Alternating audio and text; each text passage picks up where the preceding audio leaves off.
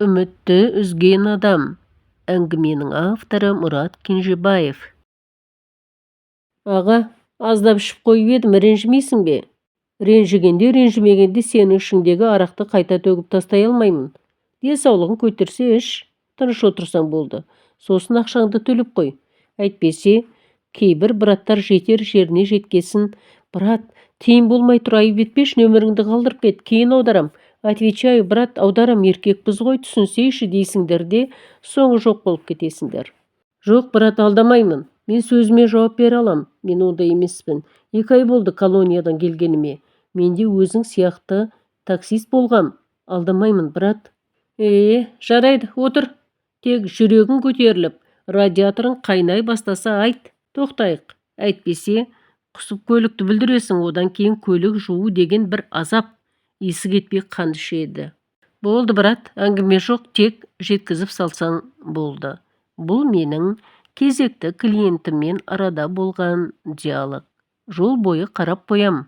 Ондай қатты мас емес, бірақ сол неше күн ішкен сияқты арақтан сүрленген организм оңайлықпен маста болмайды, айығып та кетпейді.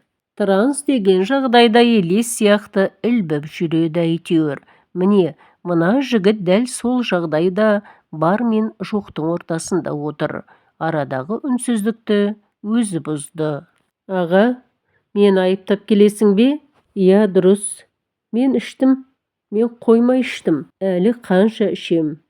Білмеймін. Деп, маған өте бір шарасыз, оты өшкен көздермен қарады. Інім-ай, арақ ішкеннің бәрін айыптай берсем айып қалама. Оның үстіне біраз жасқа келген бала сияқтысың. Тоқталып қоям десең қоярсың. Қоя алмасаң бір күні бір жерде өліп қаларсың. Бұл құдай атқыр арақты кім ішпеді? Деп, азын аулақ білген ақылымды айтқалы жатыр ем. Мен адам өлтірдім. Естисің бе, брат? Адам өлтірдім, адам, көп адам, деп еліріп шыға келді. Анықтап, қарап отырдым да. Адамның басын арқалап жүргендей сонша еліргенің не? Көп адам дейсің. Мына түріңмен саған өліп жүрген қандай адам? Өзің шатаяқтап зорға жүрсің, оның үстіне массың. Біреу ұрмақ түгілі қатты сөйлесе құлап қалайын деп тұрсың. Адам өлтірдім дейді ғой, құдды бір терминатор сияқты, деп шамдана жауап бердім. Маған бір түрлі көзбен қарады да, жүзін әрі бұрып терезеге қарап үнсіз қалды. Сосын жалт бұрылды да, аға, 15 минут уақытың бар ма, жол шетіне тоқташы, айтып түсіндірейін. Біттім мен, не істедім, не істеймін білмеймін, бас кетті, деп жалынышты сұрай қарап отыр. Інім, айтарың болса тыңдайын. Егер дұрыс әңгіме болса, прайыз сұрамаймын. Ал егер әлгінде мен армияда барғаннан дет болдым, 10 жігітті 10 жаққа лақтырдым, қамап еді, менттерді сабап алдым. Мен деген анау едім, мынау едім деген мастың әңгімесі болса, жол ақысын 2 есе төлейсің, деп жол шетіне тоқтап, бетіне мен де тесіле қарадым. Аға, келістік, тек тыңдасаң болды, деп қол сөмкесінен банкідегі sıрадан біреуін алып ашып ұрттады да, аға, мен Атырау жақтікімін. Атыраудан ауылға такси болдым. Құлсары, Орал, Астраханға да қатынадым. Тәулігіне 4 сағат ұйықтасам ұйықтағаным, ұйықтамасам ол да жоқ, жүре беретін едім. Таксиден түсер ақшаға құныққаным сонша ешқандай ескертуге тоқталмадым. Жұрттардың авария болып жатқанын естісем де, маған қатысы жоқ, мен ұрынбаймын ондайға деген ой тек алға сөйлей берді. Сол күні де қаладан ауылға адам жинап жүрмекші едім. 2 студент бала табылып тұр. Сосын бір 40-тардағы әйел адам. Енді бір адам керек, енді азырақ күтейін, біреу табылар деп тұрғанда кеш болып кетті. 3 адамға көңілім толмаса да, үйге қайтайын, үйге барып, кір қоңымды жудырсам да олжа деп ауылға қарай шығып кеттік.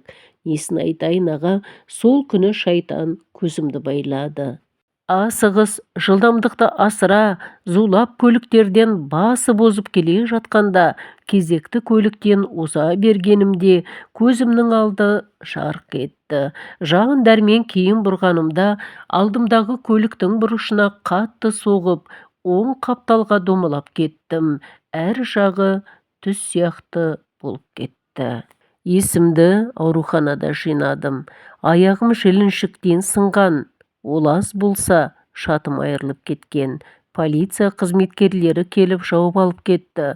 Солардың айтуынша, 2 студент баланың біреуі мерт болса, біреуінің бел омыртқасы сынып, мүгедек болып қалған. Әйел адамның иығы шығып кеткен. Басқа жағы аман. Ауруханаға әкем келді. Үнсіз қасымда отырды да: "Бүйткенше сенің өлгенің тәуір еді ғой. Сенің әйтеуір артыңда ұлың мен қызың бар. Анау ауылға келіп үйленбекші болған біреудің жалғыз баласының орны тола ма? Айтшы, оның орны қалай толады енді? Қартайғанда қара бет қылдың ғой балам, жердің астына тірілей тықтың әкеңді", деп таусыла күбірлеп кете берді. Анам келіп зар еңіреп жылаумен болды. Жылап отырып менімен өлікпен қоштасқандай, жоқтау айтқандай болып қоштасты. "Өлтірдің ғой балам, әке шешеңді, тумаларыңды жер қылдың. Біреудің жалғыз үмітін үзіп, болашағына балта шаптың. Не істегенің балам-ау?" Ана тірі қалған әйел бәрін айтты. "Кешке дейін адам күтіп уақыт алғансың. Түнде көлігіңді есіргендей қатты жүргізгенсің. Не болды сонша балам, не істегенің?" деп жылады. Не дейін, үнсіз жаттым.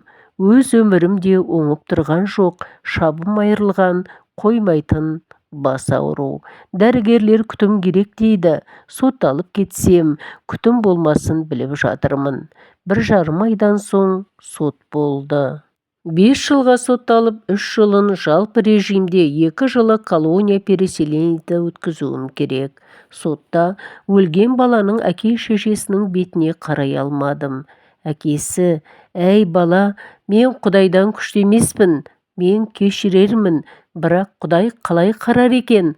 Ұлым үйленіп немере сүйем деген бақытқа бір адым қалып еді, соның бәрінен айырдың. Жалғыз ұлынан айырылған шешесі есінен адасты. Әне қара, отыр әне, неге келіп отыр, не істеп отыр түсінбейді", деп көз жанары өшіп тұңғиыққа қарап үнсіз отырған әйелін нұсқады. Үкім шығып, дәлізде айдауылдар алып шығып бара жатқанда, өрімдей сүйкімді бойжеткен жолымызды кес-кестеп, шашын жайып жіберіп: "Сен де мендей сорлап қал. Күлкінің не екенін көрмей өт. Сергелдеңмен қаңғып өл", деп тұншыға жылап кетті. Мерзімді өтеп, итқорлықтың бәрін көріп ауылға келдім. Келгенім құрысын, неге келдім күйге түстім. Ауылдастарым жақтырмайтындай, бәрі мені айыптап қарайтындай көрінді. Әйелім 2 баламды алып ажырасып кеткен. Барам, балаларымды сағындым деп едім. "Жолаушы болма, қырсығың тиеді. Бойыңдағы қарғысты өзіңмен алып өл, болмаса ұрпағыңа зияның тиеді", деп ұрсып салды. Өзім кіші дәретім ұстамайтын аурумын. Басым кейде дыңылдап жарты сағаттай өшіп мәңгіріп қалам. Мені аяп жатқан адам жоқ. Тек өзімнен үлкен туған ағам ғана аяушылық танытып, ем-домыма көмектеседі. Бірақ оның да көздерінен "Не істедің бауырым-ау?" деген үнсіз сұрақ оқимын. "Аға, мен дарға да асылып көрдім. Қорадан шықпай қалғаныма сезіктенген ағам жүгіріп келіп құтқарып қалды. Өлгім келді, өле алмадым. Баяғы өлген баланың, мені қарғаған сүйікті қызы да 1 жылға жетпей уышып қайтыс болған. Оның да туыстары келіп бетіме түкіріп кетті. Өлген баланың шешесі сол аурудан есін жинамастан күйігі ішіне түсіп ол өлген. Міне аға, өлейін десем өле алмаймын. Адам сияқты өмір сүрейін десем мүгедекпін, дәретіме ие бола алмаймын. Айтшы, ал не істейін? Не істеймін аға?" деп еңкілдеп жылап жіберді. Үнсіздік Көшенің бойында асфальттың жиегінде отырмыз. Не дей қояйын? Әрине сабыр ет. Алланың сынағы, шыда деу оңай, бірақ бұл жерде ол әңгіме орынсыз. Көкірегі шерге толып, өз өміріне өкпелеп отырған адамға не айтарсың? Оның үстіне ақша қуып, есерленіп бір отбасымен бейкүнә бойжеткеннің обалына қалған адам, қателігі зор өкінішке әкелген күнәһар пендеуге не деуге болады? Қайткен күнде де бір нәрсе деу керек, мүмкін мен ең соңғы үміті шығармын. Сол ойларымды жинақтай отырып, қайдан білейін, бауырым, бұндайда не деу керегін? Өз өміріңді өзің бүлдіріп алған екенсің. Енді жөндеуің керек шығар. Жалпы менің түсінігімде ақша шайтанның тұзағы. Ақшаң көбейген сайын көкірегің тарыла беретін сияқты. Сол көкірек тарыла бере, кішірейе бере, соңында тұтамдай болып тек шайтан отыратын орын қалада осы. Ол кезде пенде ақшадан басқа түк көрмей, көзін перде жауып қалады. Мен қазір біршама адамдарды білем, сөздері дұрыс, өздері де дұрыс сөйлейді, бірақ көздерінің пердесі жабылып, алдары тұмандана бастаған. Енді олардың тоқтар жері өкініш, өздері ұрынады, немесе ұрпақтары опынады. Себебі шайтанның жетегінде жүр. Ал сен сол өкінішпен отырсың, ары қарай жол жоқ, яғни шегіңе жетіп тіреліп отырсың. Сені Құдай алмаса, онда саған әлі бұйрық шықпаған. Оған да себеп өзіңсің. Сен өмірге қарызсың, себебі 3 адамның ажалына себепкер болдың. Мүмкін соны қайтаруың керек шығар, содан да шығар ана жақ сені қабылдамай жүргені. Өзі бүлдірді, өзі жөндеп келсін дейтін шығар. Дей бергенімде, мастығынан айығып жағдайды түсінердей болып қалған жолаушым. Иә, дұрыс аға, тек қалай жөндеймін? Маған ештеңе керек емес. Мені сол ажал алса екен, болды, басқа ештеңе керек емес аға. Не істеуім керек? Деп сөзімді бөліп жіберді. Айтып отырмын ғой, менің де ақылым тасыған құлама емеспін. Мен де басымды талай тау тасқа соққан адаммын. Сондықтан саған айтарым, сауап жинап көрсең қайтеді. Тек ол үшін әуелі арақты қоясың, сосын барып әрекет жасайсың. Біреулердің үмітін үзсең, мүмкін біреулердің үмітін оятарсың. Өмірге қайта әкелерсің. Ойлан. Күнәнің өтеуі сауап болса, сауап істеп байқап көрші. Тағы айтайын, ол үшін арақты тоқтат. Деп, не түсіндің дегендей бетіне қарадым да көлігімді оталдырдым. Әуелгі айтқан адреске жеткізіп тұрып, ал бауырым, бағанағы айтқан уәде бойынша тұшымды әңгіме айтқаның үшін жолақы алмаймын, тағы айтам, ойлан бала, ойлан, деп едім. Рахмет аға, көрейін ойланып, ауылдан қашып осында апа жездемнің үйінде жүредім. Жездем көп жыл мұғалім болған жақсы адам, сонымен ақылдасайын. Сіздің айтқаныңыз көкейіме қонды. Жездеме айтып көрейін, не дер екен? Жол ақыңызды төлейін, біраз уақытыңызды алдым ғой, деп 500 теңге ұсынды. Мен басымды шайқап, есікті жауып жүріп кеттім. Мырзалығымнан емес, бүлінгеннен бүлдіргі алма деген бар. Сенім бар ма? Ақшасына қырсы керіп келсе қайтем? Ақшаның артын қуу, абырой әпермейтіні белгілі. Тек соны адамдар өте кеш түсініп жатады.